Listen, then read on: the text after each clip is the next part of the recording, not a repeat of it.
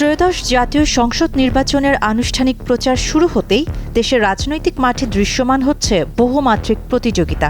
প্রতীক বরাদ্দের পরপরই বড় দল থেকে শুরু করে নতুন ও বিকল্প রাজনৈতিক শক্তিগুলো নেমে পড়েছে মাঠে। রাজপথ, জনসভা, পদযাত্রা থেকে শুরু করে ডিজিটাল প্ল্যাটফর্ম সবখানেই এখন নির্বাচনী উত্তাপ।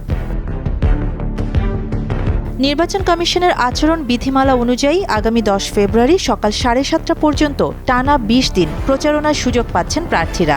এই সময়টুকুতেই ভোটারদের মন জয় করতে হবে 51টি রাজনৈতিক দলের প্রায় 2000 প্রার্থীকে।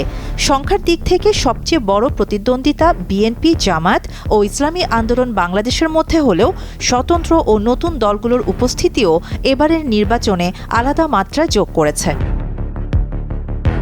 তবে প্রচারের শুরুতেই সামনে এসেছে বড় একটি প্রশ্ন, নিরাপত্তা। ইনকিলাব মঞ্চের মুখপাত্র হাদির হত্যাকাণ্ডের পর প্রার্থী ও ভোটারদের নিরাপত্তা নিয়ে শঙ্কা বাড়ছে। সব দলের প্রার্থীরা মাঠে নামতে পারবে কিনা, প্রচারে বাধা আসবে কিনা, এই উদ্বেগ এখন রাজনৈতিক অঙ্গন জুড়ে। যদিও নির্বাচন কমিশন বলছে আইনশৃঙ্খলা বাহিনী সর্বোচ্চ প্রস্তুত এবং সহিংসতা বা আচরণবিধি লঙ্ঘনের বিরুদ্ধে থাকবে জিরো টলারেন্স। রাজনীতির বার্তার দিক থেকে তাকালে বিএনপি শুরু থেকেই জাতীয়তাবাদী অবস্থানকে সামনে এনেছে। সবার আগে বাংলাদেশ এই স্লোগানে দলটি উন্নয়ন নয় বরং গণতন্ত্র, বিচার বিভাগীয় স্বাধীনতা ও দ্রব্যমূল্যের মতো ইস্যুতে ভোট চাইছে। অন্যদিকে জামায়াতে ইসলামী ন্যায় বিচার ভিত্তিক রাষ্ট্র ও দুর্নীতিমুক্ত প্রশাসনের প্রতিশ্রুতি দিয়ে ধর্মীয় মূল্যবোধ নির্ভর রাজনীতিকে সামনে আনছে।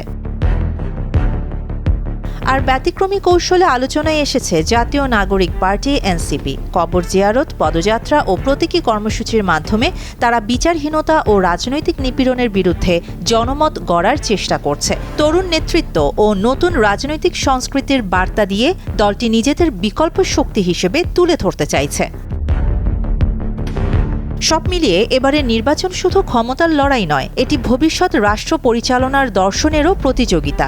উন্নয়ন বনাম গণতন্ত্র, স্থিতিশীলতা বনাম পরিবর্তন, এই দ্বন্দ্বের নিষ্পত্তি হবে 12 ফেব্রুয়ারির ভোটে।